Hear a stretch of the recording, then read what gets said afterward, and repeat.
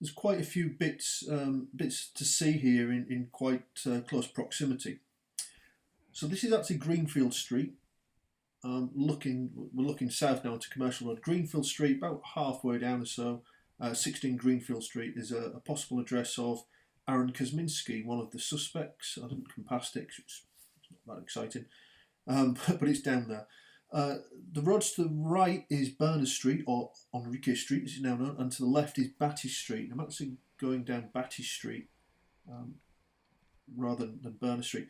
Along here on the south side of the road would have been the part of the beat of P.C. Smith, the first policeman to arrive on the scene of the Liz Stride murder when the body was found.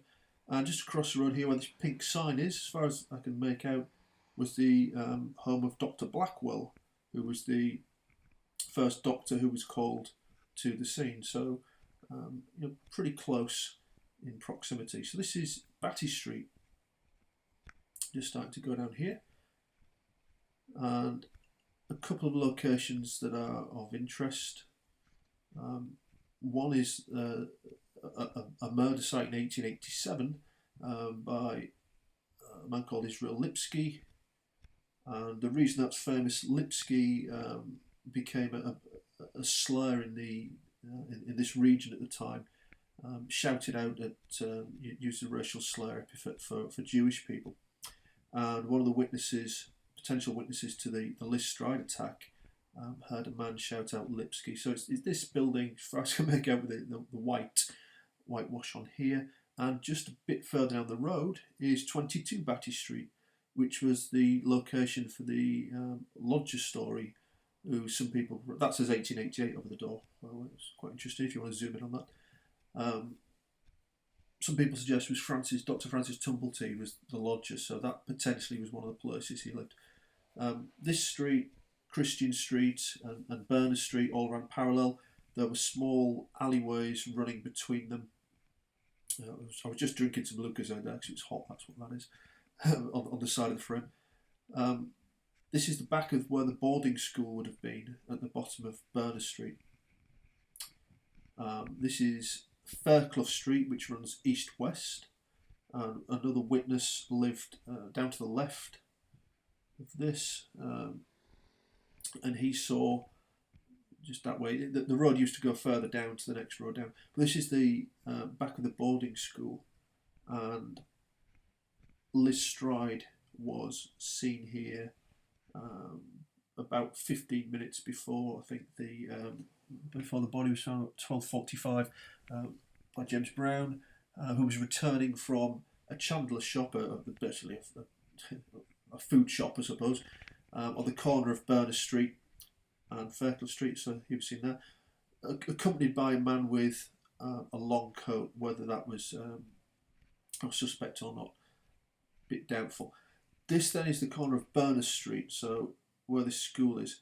There was a beer house and Nelson on the corner where the wall is kind of curved, and then a couple more doors down was where Matthew Packer had his house and allegedly sold grapes. Where those metal gates are, I'll come back to Berners Street and another shop, was where Duckfield's yard was, and Lestrade's body was found. So this is Fairclough Street, runs all the way through to Backchurch Lane down there. Again, I'm going to, the next video, I'll come back around this way, so I'm not spending too long on this. This was a continuation of Berners Street, now Enrique Street. Another witness down here stood outside of his house, more or less opposite where these trees were at 64 Berners Street. It was William Marshall, who again allegedly saw Liz Stride, saw a woman and a man who he identified as Liz Stride. And this is where there was the witness, the man who said, "You'd say anything but your prayers." And they walked back up towards Fairclough Street. Now, Israel Schwartz, who was the witness who saw the altercation around Duckfield's yard at the time, and maybe one of the best shots we have of actually someone witnessing the crime in action. He walked past on the same side of the road as Duckfield's yard, saw Liz Stride being assaulted, and on the other side of the road saw a man with a pipe.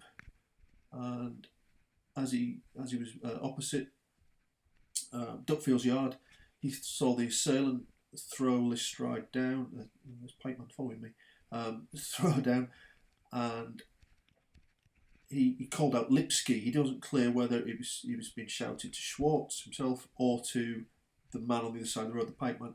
Regardless of which, he started to run, and he ran down the way we've just come. This is Eleanor Street where he actually lived. He'd moved there earlier in the day.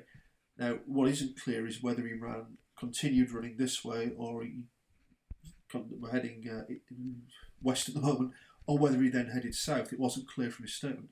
He actually gave another statement to the Daily Star, so that was his police statement, and in that one, the pipeman, if you like, came out of the Nelson Beer House on the corner and went towards Lestrade, and he claimed he had a knife. Now, whether that's journalistic license, again, isn't clear. Unfortunately, Israel Schwartz didn't speak English, had to speak to an interpreter, and the statements aren't very clear. So, again, complete speculation. This is Forbes Street, was known as Spit Street. But if we walk down here, there are railway arches at the end, and that's what Schwartz had said in his statement. He ran as far as the railway arch, and these railway arches are part of the railway line. You can see them at the end. So it's possible he came this way, it's possible he went left. You'll see in a second that they kind of curve around all the bottom of these streets.